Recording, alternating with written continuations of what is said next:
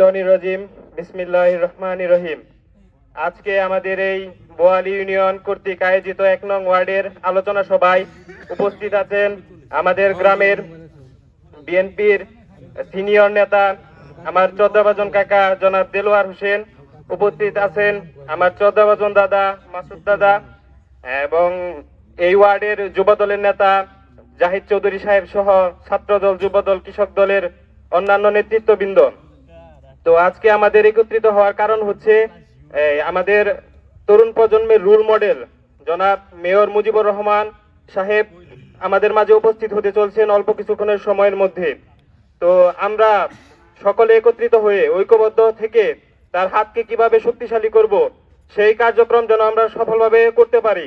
এবং আমরা দেখছি আশেপাশের ইউনিয়নগুলোর মধ্যে আমাদের বোয়ালি ইউনিয়ন সবচেয়ে অবহেলিত ইউনিয়ন। এই ইউনিয়নে রাস্তাঘাট বা অন্যান্য সবকিছুতে আমরা অনেকভাবে পিছিয়ে। তো আমরা যারা নেতা আছে তাদের কাছে এই আবেদন জানাই যে আগামী দিনে যেন আমাদের বোয়ালি ইউনিয়ন একটি উন্নত ইউনিয়ন হিসেবে যেন আমরা কালিয়াকৈর উপজেলায় পরিচয় দিতে পারি, সে আশা ব্যক্ত করে আমি আমার সংক্ষিপ্ত বক্তব্য শেষ করছি। বাংলাদেশ জিন্দাবাদ, বাংলাদেশ জাতীয়তাবাদী